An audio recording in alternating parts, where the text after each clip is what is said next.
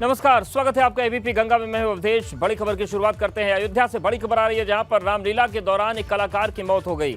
सीता हरण से पहले रावण का किरदार निभाने वाले किरदार की मौत हो गई। रावण का किरदार निभा रहे थे पति राम, जिनका हार्ट अटैक से निधन हो गया। तो ऐसी तमाम घटनाएं देश भर से सामने आ रही हैं और ये एक नई घटना सामने आई है, जहां पर सीता हरण के किरदार को करते हुए जो पति राम थे, कलाकार जो रावण का किरदार निभा रहे थे, उनकी हार्ट अटैक से मौत हो गई। देखिए तस्वीरें हम आपको दिखा रहे हैं। ये अयोध्या से तस्वीर आई है, जहां पर रावण का किरदार निभा रहे पति राम का मंच पर ही निधन हो गया।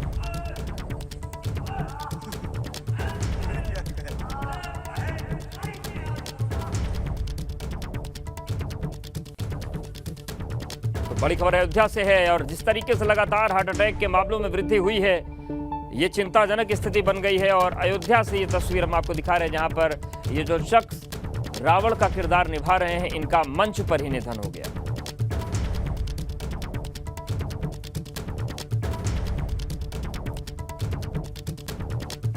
तो मुलायम सिंह यादव का लौह संघर्ष जारी है। देश भर में दुआएं चल रही हैं और धरती पुत्र के लिए दुआएं हो रही हैं।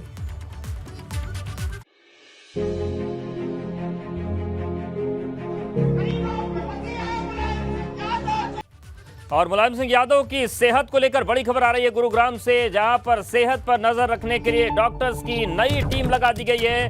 डॉक्टर यतिन मेहता की टीम स्वास्थ्य पर नजर रख रही है और 24 घंटे डॉक्टर्स की निगरानी में मुलायम सिंह यादव हैं। पहले डॉक्टर नितिन सूद की टीम इलाज कर रही थी, लेकिन अब टीम को बदला गया है।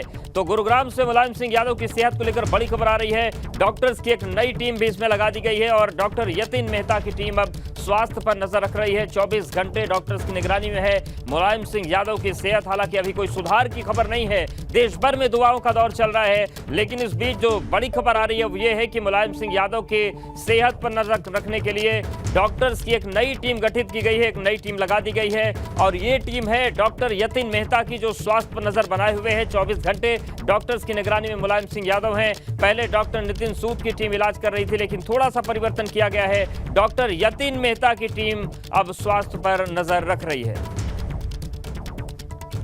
और गुरुग्राम मेदांता से हमारे साथ शक्ति सिंह जुड़ गए हैं। शक्ति, क्या जानकारी मिल रही है और डॉक्टर्स की टीम जो बदली गई है और क्या फेरबदल हुए हैं स्वास्थ्य को लेकर, क्या जानकारी है? देखिए, बिल्कुल जिस तरीके से डॉक्टर यतिन मेहता की जो टीम है वह लगा दी गई है और लगातार जो टीमों में जो बदलाव है वह देखने को मिल रहा है। जिस तरीके से पहले सुशीला कटारिया थी, फिर उसके बाद दूसरा पैनल था और अब ये एक तीसरा नया पैनल, यानी कि कहीं ना कहीं मुलायम सिंह के स्वास्थ्य को लेकर इस समय सभी चिंतित हैं। चाहे अस्पताल के मालिक हों नरेश त्रेहान, तो लगातार जो टीमों में बदलाव देखने को मिल रहा है। तो कहीं ना कहीं मुलायम सिंह यादव की अगर तबीयत की बात करें तो तबीयत में सुधार जो है वो अभी होता हुआ कहीं भी नज़र नहीं आ रहा। हालांकि जिस तरीके से जो हालात थे वो स्थिर जरूर बताए जा रहे थे, लेकिन अभी भी जो हालात है मुलायम सिंह यादव की वो चिंताजनक बनी हुई है। अभी कुछ देर पहले ही प्रोफेसर राम गोपाल यादव मुलायम सिंह से क्या उनका हालचाल जानने के लिए अस्पताल में पहुंचे। उसके बाद एक दिव्यापुर से विधायक हैं प्रदीप यादव, वो भी यहाँ पहुंचे और बताया जा रहा है कि आज राष्ट्रीय लोकदल के जो राष्ट्रीय अध्यक्ष हैं जयंत चौधरी, वो भी यहाँ पर पहुंचेंगे मिलने के लिए। अब इंतजार ये है इस बात का है कि अखिलेश यादव कब आते हैं, कितनी देर में आते हैं। जिस तरीके से लगातार 2 दिन से अखिलेश यादव यहीं पर थे और देर रात यानी कि 9 बजे के बाद ही यहाँ से निकल रहे थे। तो धीरे धीरे जो कुनबा था जिस तरीके से यहाँ पर जुट रहा था, अब एक बार फिर जैसे प्रोफेसर राम गोपाल कल भी यहाँ पर सुबह सबसे पहले वही पहुँचे थे, उसके बाद अखिलेश यादव, फिर डिम्पल यादव, फिर उसके बाद यहाँ प्रतीक यादव, तो तमाम जो यादव परिवार है वो यहाँ पर देखने को मिल रहा था। हालांकि आज समाजवादी पार्टी का स्थापना दिवस भी है, यानी कि 30 साल हो गए समाजवादी पार्टी को, और जो जिन्होंने स्थापना की थी, जो सपा के प्रमुख मुलायम सिंह यादव, सपा के संरक्षक, आज इस समय अस्पताल में भर्ती हैं। तो सभी जो लोग हैं, चाहे समाजवादी पार्टी के हों, चाहे नेताजी को जो लोग चाहते हैं, पसंद करते हैं, चाहे और नेता हों, जो नेताओं से अच्छी खासी मुलायम सिंह यादव जी की दोस्ती है, तो वो सभी इस समय मुलायम सिंह यादव जी के लिए प्रार्थना कर रहे हैं, दुआ कर रहे हैं। तो दवा और दुआ यहाँ पर दोनों ही इस समय दोनों की बिल्कुल, जरूरत दोनों चल रही है। हैं। एक बार तस्वीर जरूर दिखाएंगे हम अस्पताल की, जो मेदांता अस्पताल, जिस मेदांता अस्पताल में मुलायम सिंह यादव भर्ती हैं पिछले काफ़ी लंबे समय से। और आज तीसरा वो दिन है जहां पर जो मुलायम सिंह यादव को जब पहले आईसीयू में भर्ती हुए, फिर मुलायम सिंह यादव को दूसरी यूनिट यानी कि सीसीयू में भर्ती किया गया। क्रिटिकल जो मतलब उनकी जो हालत है वो क्रिटिकल बताई जा रही है। लेकिन जिस तरीके से डॉक्टर का आज फिर एक नया पैनल गठित किया गया है, तो कहीं ना कहीं मुलायम सिंह यादव की जो सेहत को लेकर अस्पताल भी चिंतित है और नेता भी चिंतित है, और जिस तरीके से परिवार है वो तो चिंतित है ही, जो कार्यकर्ता हैं वो भी यहाँ पर जमे हुए हैं, पहुँचे हुए हैं। तो काफ़ी समय अब हो गया है। हालांकि 24 घंटे जो बताए जा रहे थे वो काफ़ी ये बताए जा रहे थे कि 24 घंटे में देखा जाएगा कि 24 घंटे बाद मुलायम सिंह यादव की तबीयत कैसी है। हालांकि कोई हेल्थ बुलेटिन अभी तक नहीं आया। जिस तरीके से 3 दिन में सिर्फ एक हेल्थ बुलेटिन जारी किया अस्पताल ने, तो आज भी शायद उम्मीद है कि आज कोई हेल्थ बुलेटिन जरूर आएगा। तो हेल्थ बुलेटिन आने के बाद ही शायद मालूम चलेगा कि अब मुलायम सिंह यादव की तबीयत कैसी है। लेकिन अगर सूत्रों की माने तो सूत्रों के हवाले से यही खबर है कि हालत उनकी अब भी चिंताजनक बनी हुई है, और दवा और दुआ दोनों की ही इस समय मुलायम सिंह यादव जी को बिल्कुल शक्ति, आप नजर बनाए रखिएगा। पूरा देश चिंतित है, दुआएं और दवाएं दोनों चल रही हैं और डॉक्टर्स की टीम बदली गई है। मुलायम सिंह यादव की सेहत को लेकर समाजवादी पार्टी का जो आधिकारिक हैंडल से ट्वीट किया गया है, और उसमें लिखा गया है कि समस्त देशवासियों को पावन पर्व महानवमी की हार्दिक शुभकामनाएं। और आगे लिखा गया कि माता रानी से प्रार्थना है कि आदरणीय नेताजी जल्द स्वस्थ हो। देखिए, ये ट्वीट है समाजवादी पार्टी का। पहले शुभकामनाएं दी गई देशवासियों को, उसके बाद लिखा गया है कि माता रानी से प्रार्थना है कि आदरणीय नेताजी जल्द स्वस्थ हों, जल्दी ठीक हो।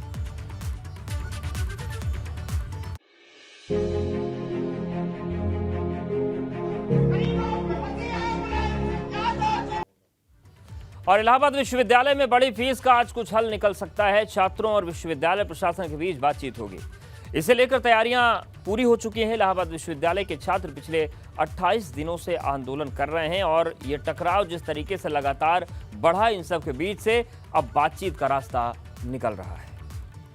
4 गुना फीस बढ़ोतरी के विरोध में इलाहाबाद सेंट्रल यूनिवर्सिटी के छात्रों का आंदोलन पिछले 1 महीने से जारी है। छात्र तकरीबन 1 महीने से इसी जगह पर अनशन पर बैठे हुए हैं, और यूनिवर्सिटी प्रशासन लगातार अपनी जिद पर अड़ा हुआ था। छात्रों के साथ कोई बातचीत नहीं हो रही थी। लेकिन आज वो अहम दिन है जब यूनिवर्सिटी प्रशासन और छात्रों के बीच बातचीत होनी है। और आप देख सकते हैं कि इस वक्त तो यूनिवर्सिटी बंद है, लेकिन दोपहर के वक्त यहाँ बातचीत होनी है।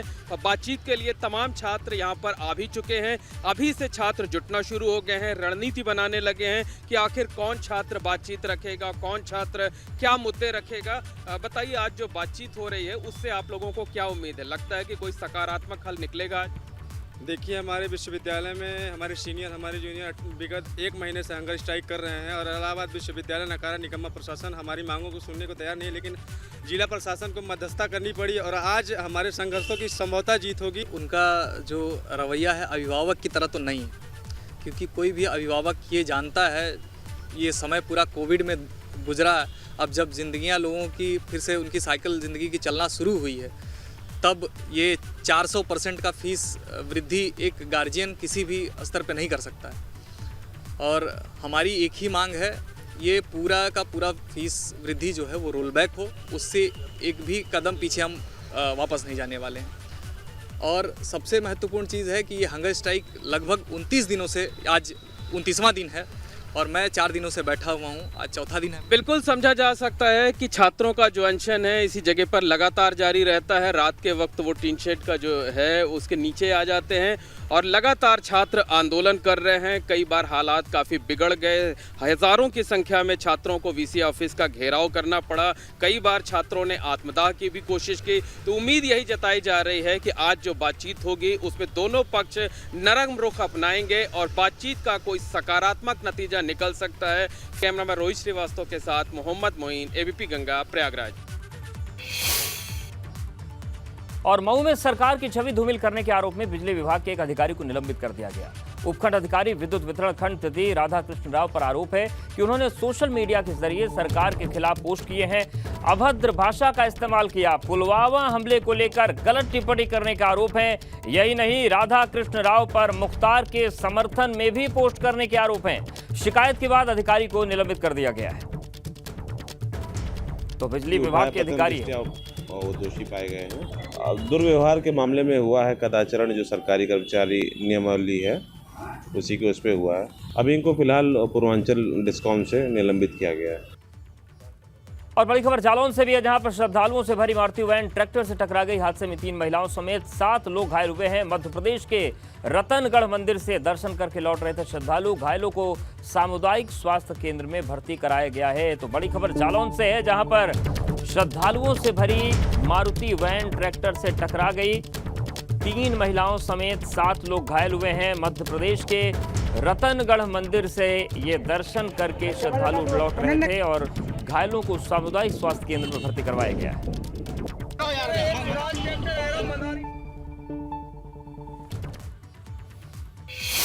और इस वक्त बड़ी खबर कुशीनगर से भी है, जहां पर ग्रामीणों ने भाजपा विधायक की गाड़ी को रोक दिया। सड़क न बनाने से नाराज ग्रामीणों ने भाजपा विधायक मोहन वर्मा की गाड़ी को रोक दिया। विधायक कुशीनगर के हाटा के पटनी गांव से जा रहे थे, इसी दौरान ग्रामीणों ने उनका रास्ता रोक दिया। तो बड़ी खबर कुशीनगर से है, जहां पर ग्रामीणों ने भाजपा विधायक की गाड़ी को रोक दिया है। सड़क न बनाने से नाराज ग्रामीणों ने भाजपा विधायक मोहन वर्मा की गाड़ी रोक दी। विधायक कुशीनगर के हाटा के पटनी गांव से जा रहे थे, इसी दौरान ग्रामीणों ने उनका रास्ता रोक दिया है। तो सड़क नहीं बन रही थी, इसका विरोध चल रहा था और इसके बाद ग्रामीणों ने उनकी गाड़ी को रोक दिया। विरोध किया गया विधायक का।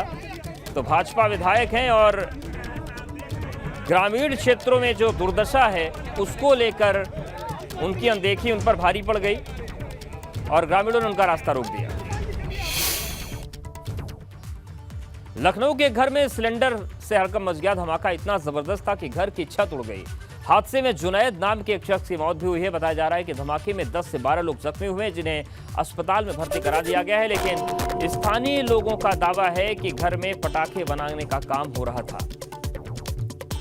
तो बड़ी खबर लखनऊ से है, जहां पर एक घर में सिलेंडर ब्लास्ट से हड़कंप मच गया। धमाका इतना तेज था कि छत भी उड़ गई। हादसे में एक शख्स की मौत हुई है, जिसका नाम जुनैद है। बताया जा रहा है कि धमाके में 10 से 12 लोग जख्मी हुए हैं, जिन्हें अस्पताल में भर्ती करा दिया गया है। और बिल्डरों की जब्त संपत्ति में ई नीलामी होगी। यूपी में पहली बार नोएडा प्रशासन ई नीलामी करेगा। नोएडा में बिल्डर्स की 3 अरब से ज्यादा की संपत्ति जब्त की गई है। इसे नीलाम करने की प्रक्रिया शुरू कर दी गई है। जल्द ही पोर्टल पर सभी जानकारियां दी जाएंगी। इस नीलामी में कोई भी शामिल हो सकता है। इसके लिए पोर्टल पर रजिस्ट्रेशन कराना होगा। नीलामी में कमर्शियल और रेजिडेंशियल सभी तरह की संपत्तियां शामिल हैं। गौतम बुद्ध नगर में पहली बार नीलामी की जाएगी, यानी कि जो बिल्डरों की जो जब्त संपत्ति थी उसकी नीलामी की तैयारी पूरी हो चुकी है। हमारे साथ हैं एडीएम वंदिता जी, उनसे बात करेंगे कि जो पहली बार इस तरह की जो तैयारियां हैं वो की जा रही हैं, किस तरह से की जाएगी ये नीलामी और ये पूरी रूपरेखा क्या होगी। जैसा कि सभी को पता है कि रेरा से प्राप्त जितनी भी वसूली प्रमाण पत्र आते थे उसकी वसूली हमारे द्वारा की जाती थी। और वसूली जो होती थी वो बेसिकली हम लोग उनसे चल अचल संपत्तियों को कुर्क करके वहाँ से हम लोग प्राप्त करते थे। तो अचल संपत्तियों को हम लोगों ने कुर्क किया था, जिसकी जो मैनुअल नीलामी थी वो उतनी सफल नहीं हो पाई थी। तो शासन को हम लोगों ने रिप्रेजेंटेशन भेजा था ई नीलामी के तहत कार्रवाई करने के लिए, जिसको शासन ने जिसकी सहमति दी थी। उसी के क्रम में हम लोग पहली बार प्रांत में पहली बार ई नीलामी की कार्रवाई हम लोग रेरा के वसूली प्रमाण पत्र के लिए कर रहे हैं। संपत्ति कितने की है जिसकी नीलामी होगी, तो पूरा टोटल संपत्ति का आकलन कितना है? देखिए, जो अभी हम लोगों ने पहली बार ई ऑक्शन में डाला है उसमें जनपद में कुल 332 संपत्तियां हैं, जिसमें प्लॉट्स हैं, फ्लैट्स हैं, कमर्शियल शॉप्स वगैरह भी हैं। और इसकी कुल अनुमानित जो लागत है वो है लगभग 270 करोड़ से ऊपर की अनुमानित धनराशि है। देखिए, ये थे एडीएम वंदिता श्रीवास्तव। इनका साफ कहना है कि पूरी तैयारियां नीलामी की कर ली गई हैं। 6 अक्टूबर को नीलामी की जो पूरी रूपरेखा है वो तैयार करके वो की जाएगी। इटोना से रविंदर जैन, एबीपी गंगा।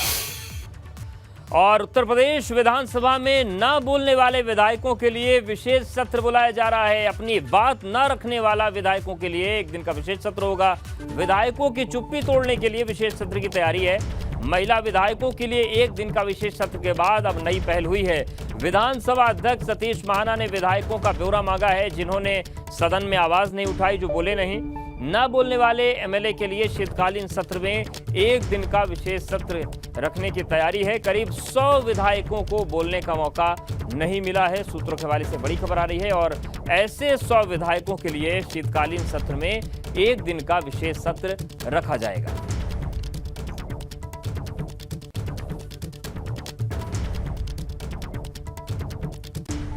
और बड़ी खबर मुरादाबाद से है, जहां पर रहस्यमयी बुखार से हड़कंप मच गया। बुखार के 1 महीने में 6 लोगों की मौत के बाद लोगों में मन में डर बैठ गया है। पिछले 4 दिन में 3 लोगों की मौत हुई है। बताया जा रहा है कि हर घर में कोई न कोई बुखार से पीड़ित है। कुछ लोग मौत की वजह डेंगू बता रहे थे, लेकिन सीएमओ ने बताया है कि मौत डेंगू से नहीं हुई है। हेल्थ डिपार्टमेंट की एक टीम गांव में मरीजों की जांच कर रही है और इस बात का पता लगाया जा रहा है कि इन मौतों की असली वजह क्या है। हालांकि गांव वाले बता रहे हैं कि फिलहाल 7 मरीजों में डेंगू के लक्षण पाए गए हैं। हमारे एक गांव में मानपुर में बुखार के केसेस के संबंध में अवगत कराना है कि जो भी मौतें हुई हैं, कोई भी मौत डेंगू फीवर की वजह से नहीं हुई है। हालांकि गांव में 6 मौतों की खबर आई है, जिसमें से 3 मौतें की डेथ ऑडिट कर ली गई है, अन्य मौतों का डेथ ऑडिट चल रहा है। लखीमपुर के बुलंदपुर गांव में एक 12 साल की लड़की के गर्दन में सरिया घुस गई और मुंह से निकल आई। लड़की एक प्लॉट में अपनी बकरियों को लेकर गई थी, वहां खेलने के दौरान सरिया गिर गई और आनंद फानंद में अस्पताल पहुंचाया गया, जहां पर डॉक्टर्स ने ऑपरेशन करके सरिया निकाल लिया। लड़की गंभीर रूप से जख्मी है, फिलहाल उसका इलाज चल रहा है। और तालम खड़े रहे, वहीं पर से गिर गई थी। तो बच्ची का क्या नाम है? तोयबा। ये किसका प्लाट था? मुसीर का। और इस बुलेटिन फिलहाल इतना ही। बन रही है हमारे साथ।